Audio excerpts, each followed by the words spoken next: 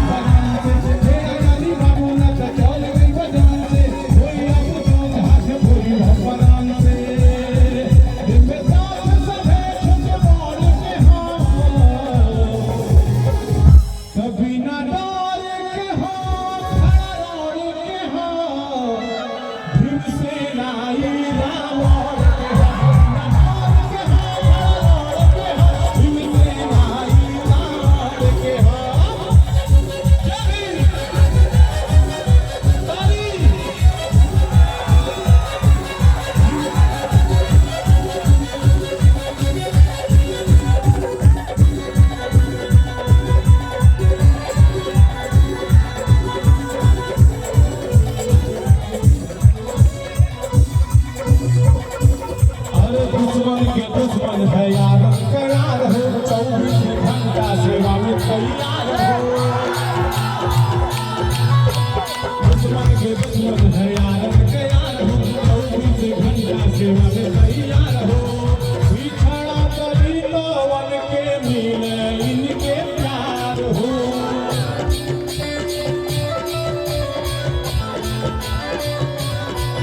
अधिकार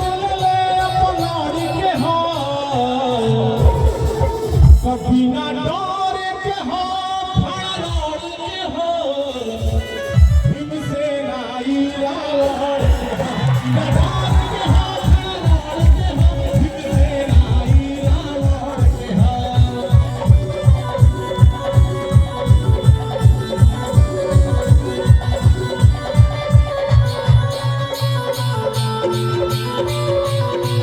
अरे भैया अपन से करके बुझाया मान के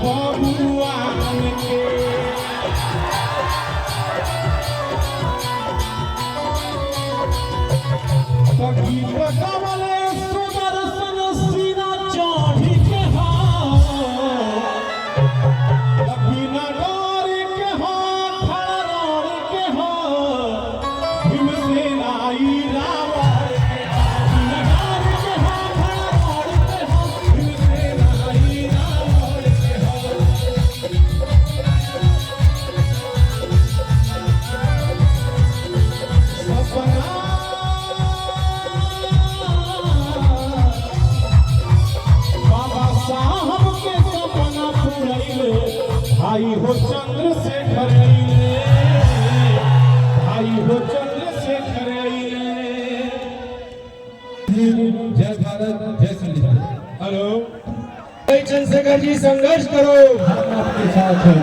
हमारा नेता कैसा हो, हमारा नेता कैसा हो, चंद्रशेखर आजाद जैसा हो। भीम आर्मी जिंदाबाद, जिंदाबाद जिंदाबाद। भीम आर्मी जिंदाबाद, जिंदाबाद जिंदाबाद। आजाद समाज पार्टी जिंदाबाद, जिंदाबाद जिंदाबाद। आजाद समाज पार्टी जिंदाबाद, जिंदाबाद जिंदाबाद। साथियों, अब आपके बीच में हमारे प्रिय नेता एडवोकेट भाई चंद्रशेखर जी अपने विचार यहाँ 5 तारीख को जो उपचुनाव होने जा रहा है, उपचुनाव में हमारी आजाद समाज पार्टी से यहाँ पर बहुत ही लोकप्रिय प्रत्याशी सूरज चौधरी जी के समर्थन में आप लोगों से अपने विचार रखेंगे।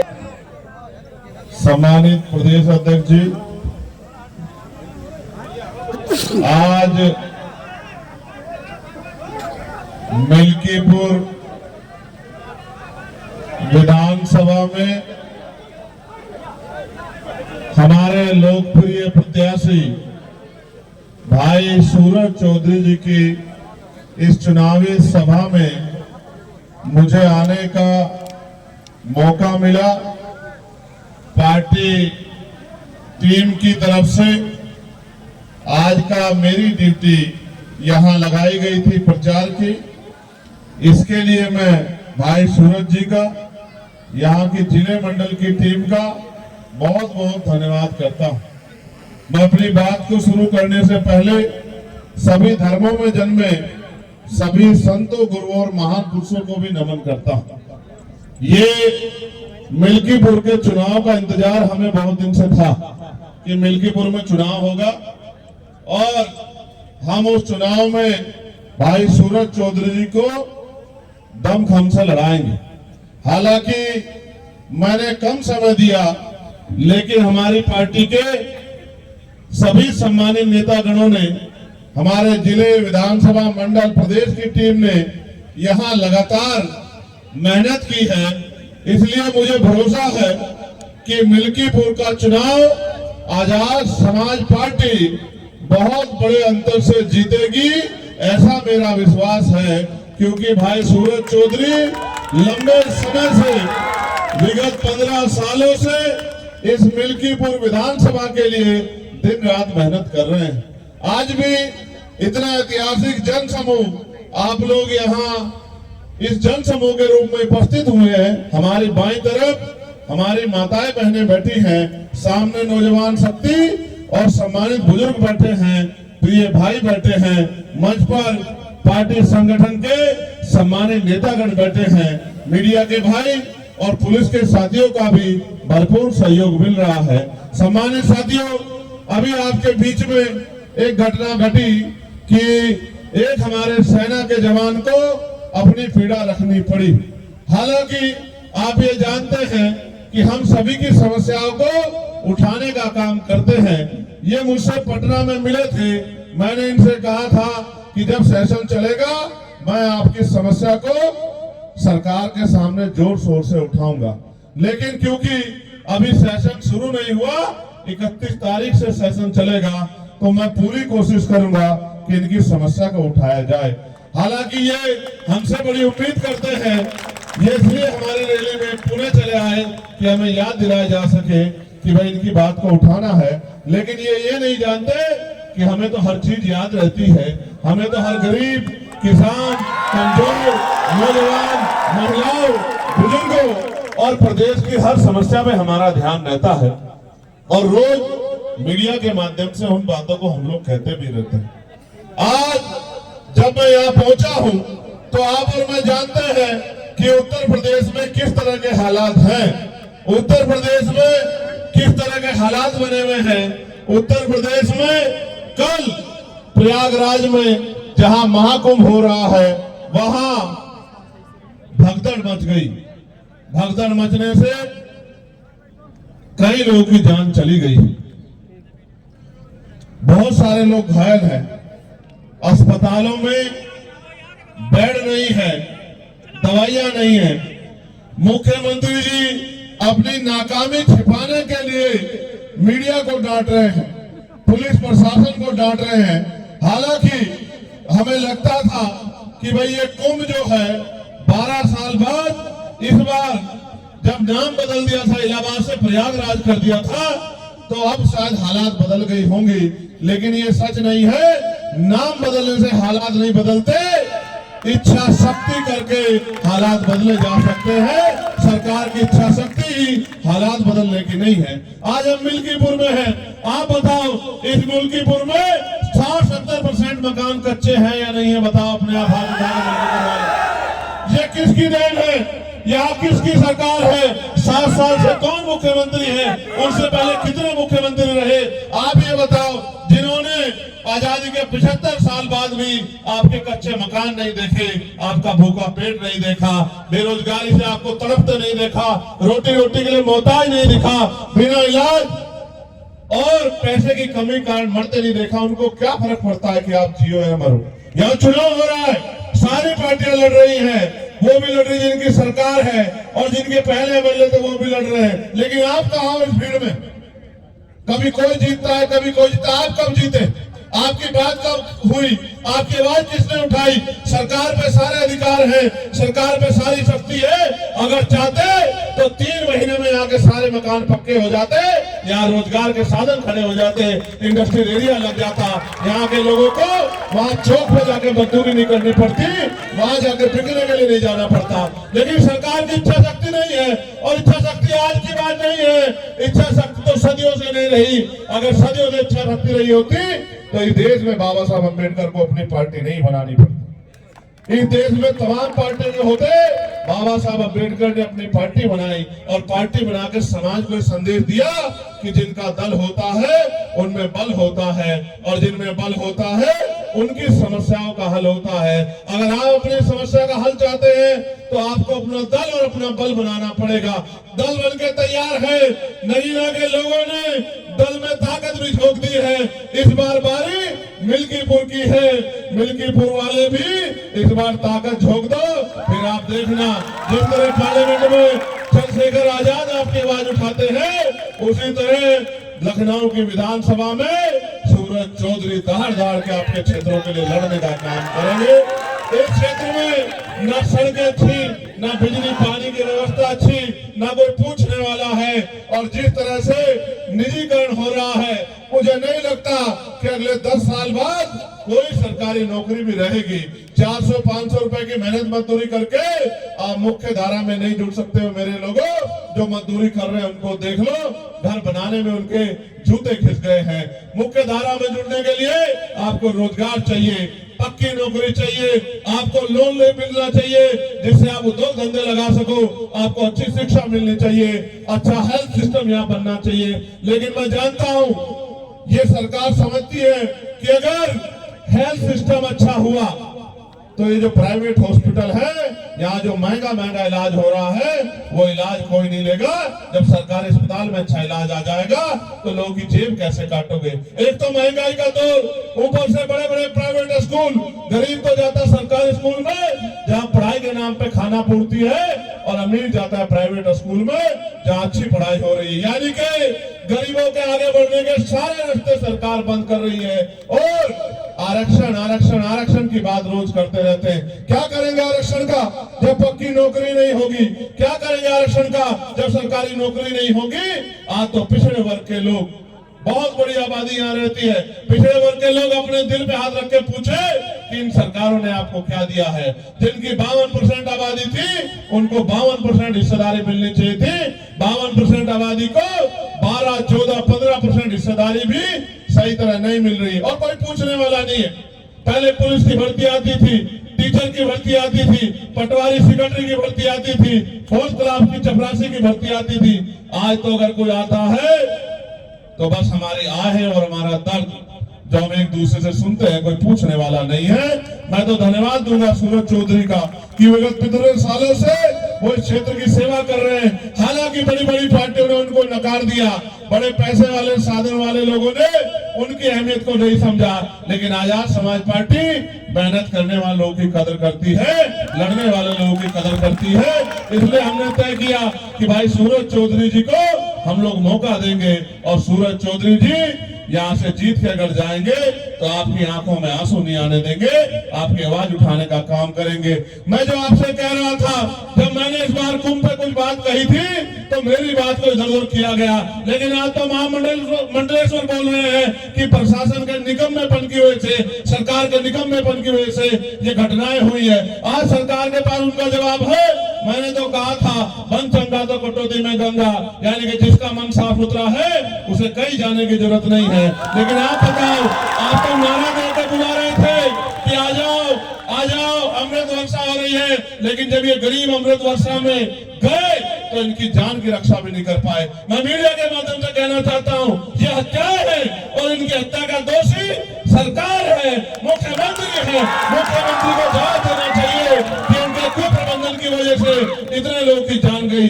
जो आए तो इस पाप धोने थे, पुण्य कमाने थे, लेकिन वो इस लायक भी नहीं कि अपने बच्चों में चले जाएं। किसी की बच्ची चली गई, किसी की माँ चली गई, किसी का बेटा चला गया, और सब लोग मिलकर आज गरीबों की लाशों में हट रहे हैं। इसलिए मैं आपसे कहना चाहता हूँ, ये सरकार सबको दे सकती है, लेकिन आपको इज्जत की जिंदगी नहीं दे सकती है। ये सरकार वादे करती है 2022 में कहा किसानों की आय दुगनी कर देंगे, फिर कहा सिलेंडर 500 का दे देंगे, फिर कहा इतनी नौकरी दे देंगे।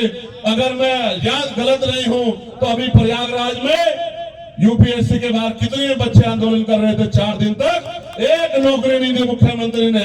और जो भर्तियां थी 69,000 शिक्षक भर्ती का घोटाला, 20,000 पदों पर दलित पिछड़े वर्ग के बच्चों का अधिकार छीनने का काम इस सरकार ने किया। पटवारी की भर्ती में घोटाला, पुलिस की भर्ती में घोटाला, कोई पूछने वाला नहीं है। जिन गरीबों को आज तक मकान नहीं पहुंचे उनकी हालत कैसी होगी, वो अपने बच्चों की सम्मान की रक्षा कैसे करते होंगे।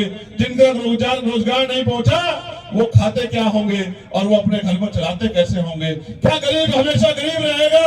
क्या गरीब हमेशा अपमानित होता रहेगा? क्या इन गरीबों के लिए इनकी आवाज उठाने वाला कोई नहीं है? ये आवाज उठाने में कहीं ना कहीं चूक हमारी भी है, क्योंकि बाबा साहब अम्बेडकर तो अपने 4-4 बच्चों को कुर्बानी देके हमें वोट का अधिकार देके गए थे। गए थे नहीं गए थे? ये वोट का अधिकार तो है कि राजा महाराजा बड़े बड़े कुर्ते वाले पैसे वाले आपकी गलियों में आ रहे होंगे नहीं आ रहे होंगे? आ रहे होंगे नहीं आ रहे होंगे? ये सोचो अगर ये वोट का अधिकार नहीं होता, ये आपकी शक्लें नहीं देखते, आपकी बस्तियां नहीं देखते। हाल जाके देखो निकासी नहीं है, हाल जाके देखो गड्ढे बने हुए सड़कों में। अभी मेरी लोकसभा में देखा था नहीं देखा था, जब अधिकारियों को मैंने गाड़ी में बुला के दिखाया कि देखो क्या हाल है, याद है नहीं आ रहा? आप सोचो जब आप में मजबूत नेता होगा तो आपकी सुनवाई होगी। मैं यहाँ बहुजन समाज के लोगों से कहना चाहता हूँ, आपने सबको मौका दिया है, एक मौका सूरज चौधरी को भी दो। भाई सूरज के हाथों को मजबूत करो, 5 तारीख को केतली का बटन दबाओ, फिर आप देखना कि 100 एमएलए वाली पार्टियां पीछे रह जाएंगी और अकेले एमएलए वाली पार्टी आजाद समाज पार्टी पूरे प्रदेश में घूमती नजर आएगी। हर आदमी की आवाज बनेगा हमारा भाई सूरज। मैं आपसे अपील करता हूं और आपके साथ साथ अपने नेताओं से अपील करता हूं कि अगले 5-6 दिन सोना मत, ये आपकी परीक्षा है, आपकी मेहनत की परीक्षा है। मैं आपसे कहना चाहता हूं, आपने बहुत लंबे समय सेवा की है, संघर्ष किया है, उस संघर्ष को आयाम पे पहुंचाने का अवसर आ गया है। दिन रात मेहनत करो और आपका मुकाबला उनसे है जो बहुत बड़े पैसे वाले हैं, धन्ना सेठ है, जिनकी बड़ी बड़ी लेगेसी है। मगर याद रखना, काशीराम साहब कहते थे, तमन्ना अगर सच्ची हो तो रास्ते 1000 होते हैं और तमन्ना अगर झूठी हो तो बहाने 1000 होते हैं। अगर आपकी तमन्ना सच्ची है, आपका लक्ष्य सच्चा है, आपने ठान लिया है, तो कोई आपको नहीं रोक सकता। इसलिए मैं आपसे कहना चाहता हूं कि आपको हमें, मैं आपको भी पिछली बार कह के गया था, मिल्कीपुर वालों, आज फिर कह रहा हूं, जेब में फोन है, क्षेत्र में रिश्तेदारी है, 8 घंटे पेट को भरने के लिए 8 घंटे काम करते हो, मेहनत मजदूरी करते हो और फिर ये सोचते हो कोई आपकी लड़ाई लड़े। लेकिन अपनी इज्जत की जिंदगी के लिए, सुख सुविधाओं के लिए, अच्छी पॉलिसियों के लिए 1 घंटा रोज आप भी सूरज चौधरी बनकर काम करो। फोन उठाओ, रिश्तेदारियों में फोन करो, दोस्तों को फोन करो, घर से निकलो, अपनी बस्तियों में जाओ, लोगों से अपील करो, उनसे कहो कि बटन केतली का दबाओ और अपनी किस्मत को जगाओ, अपने अंधेरे को हटाओ और रोशनी की किरण लाओ और केतली का बटन दबाओ। अगर आपने जिम्मेदारी समझ ली और आपने जिम्मेदारी समझ के काम कर दिया तो मैं लिख के देता हूं कि भाई सूरज चौधरी बहुत अच्छे मतों से जीतेंगे। लेकिन वो तब तक जो है मजबूरी में लंबे समय तक इधर उधर काम कर रहे थे, लेकिन अब वो अपने घर में आ गए हैं। और माननीय काशीराम साहब कहते थे कि दूसरों के महलों से अच्छी होती है अपनी झोपड़ी। बताओ इनकी मदद करोगे नहीं करोगे? बताओ इस उत्तर प्रदेश को, इस सरकार से, जिसने सरकार ने गरीबों के हक छीने, उससे मुक्ति दिलाओगे नहीं दिलाओगे? क्या यहाँ से अपनी आवाज मजबूत कर दोगे नहीं कर दोगे? तो आज के बाद अपने आप सूरज चौधरी बन के काम करोगे नहीं करोगे? लोगों को घरों में जाके जगाओगे नहीं जगाओगे? लोगों को अपना निशान बताओगे नहीं बताओगे? इस लड़ाई को आगे बढ़ाओगे नहीं बढ़ाओगे? ये आपके हाथ में है कि अगले 2.5 साल जो उत्तर प्रदेश में 2 साल बचे वो कैसे होंगे, ये आपके हाथ में है। अगर आपने दोनों हाथ उठा के और अपनी जगह पे खड़े होके भाई सूरज चौधरी को आशीर्वाद दीजिए कि भाई सूरज चौधरी सहयोग से जीत कर आए और आपकी सेवा करें। मैं बताओ, हाथों को मजबूत करोगे नहीं करोगे? पक्का? भाई सूरज की मदद करोगे? सूरज चुनाव लड़ रहे हैं, आप लोग चुनाव लड़ रहे हो, बताओ तो अपने चुनाव में मेहनत करोगे नहीं करोगे? बताओ निशान क्या है हमारा, जोर से बताओ, और जोर से बताओ। ठीक है, बहुत बहुत धन्यवाद। जय भीम, जय भारत, जय संविधान, जय मंडल, जय जोहार, जय लोकतंत्र, जय विज्ञान, जय जवान, जय किसान, और आप सबकी भी जय। गरीबों